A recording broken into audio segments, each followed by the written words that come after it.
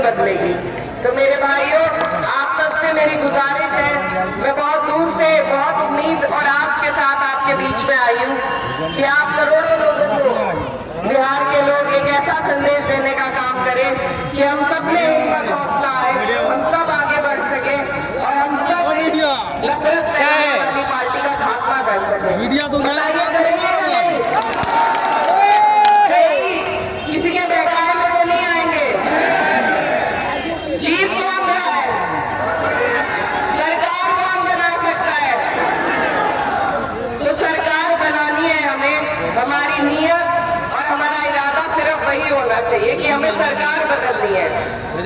बाकी कुछ हमारे लोग लड़ रहे हैं चुनाव, वो भी अपने हैं, हम उनका सम्मान करते हैं, लेकिन वो सरकार नहीं बना पा रहे। अगर वो सरकार के नजदीक पहुंचते तो हमें कोई उनसे भी गुरेज नहीं है। लेकिन आज पूरे देश में जो हालात है उनको बदलने के लिए सरकारें लानी जरूरी है। इसीलिए गठबंधन में कोई नेता अपनी सीटें कम नहीं करना चाहता, कोई अपने लोगों की कुर्बानी देकर सीटें कम नहीं करना चाहता। अपनी अपनी सीटों की कुर्बानी देकर जो ये गठबंधन बनाया गया है, ये सिर्फ इसलिए कि भाजपा जैसी नफरत फैलाने वाली पार्टी का हम सुपड़ा साफ कर सके। तो इन कुर्बानियों का बदल आपको देना है। ये गठबंधन आपके हमारे लिए ही बना है, आज बना है, कल को अगर नहीं जीतते हैं तो नाउम्मीदी इस कदर बढ़ जाएगी कि फिर हमें कोई रास्ता दिखाई नहीं देगा। तो इसीलिए ये बहुत गंभीर बात है और बहुत अहम मुद्दा है। पहले हमारे यहाँ पे तिकोनिए चकोनिए चुनाव होते थे, आज वो दौर बदल गया है। आज आमने सामने की लड़ाई है, नफरत फैलाने वालों से और मोहब्बत वालों की। चुनना आपको एक ही है इनमें से, और मुझे उम्मीद है कि यहाँ खड़े मेरे तमाम भाई बहन सही फैसला लेंगे और पूरे देश में एक अच्छा संदेश, प्यार का, भाईचारे का संदेश भेजने का काम करेंगे। बताइए करेंगे या नहीं? और मैं ये कहती हूँ कि इस सीट में आज थोड़ी मेरी तबीयत खराब है, लेकिन मुझे आना बहुत जरूरी था क्योंकि यहाँ मेरे जैसी आपकी बहन लड़ रही है।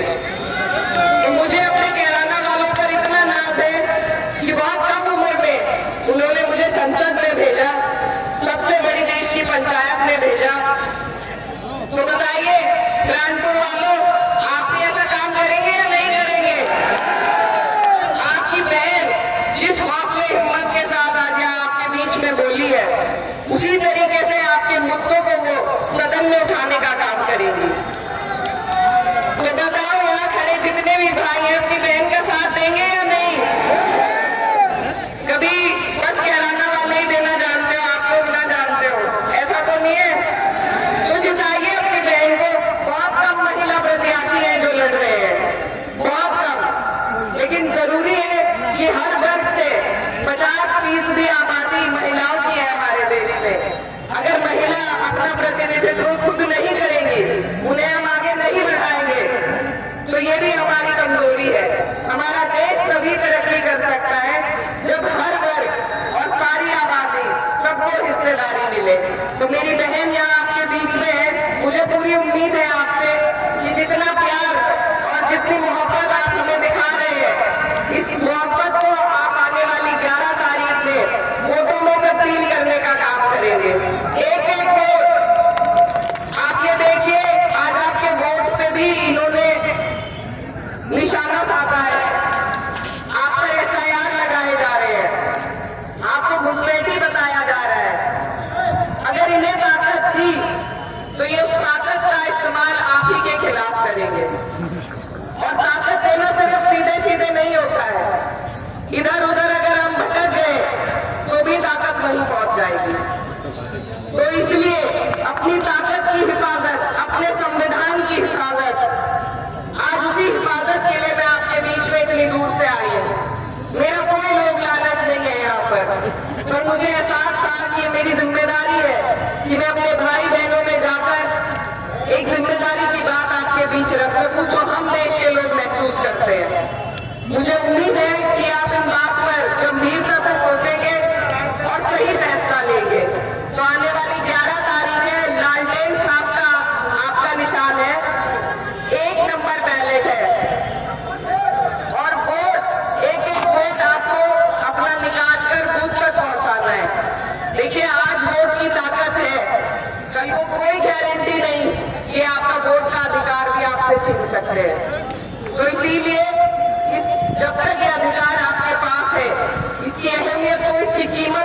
समझते हुए इसका सही उपयोग कीजिए और एक एक वोट निकलवा कर अपने गली मोहल्ले पड़ोस से खुद जिम्मेदारी लेकर खुद प्रत्याशी बनकर आपको बूथ तक पहुंचाना है।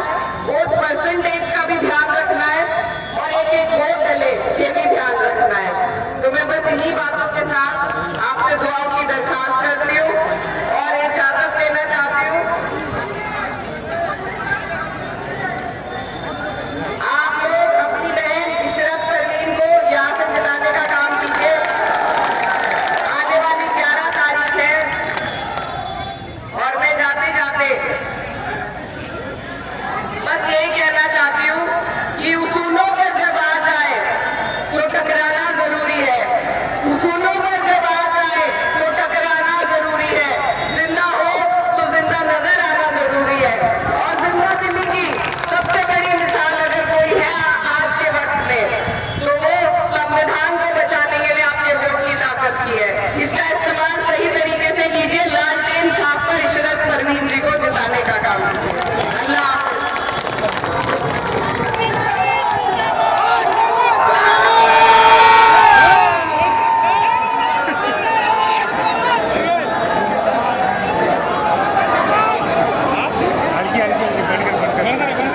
कोई आदमी नहीं, ना जुड़ा आदमी कुछ नहीं।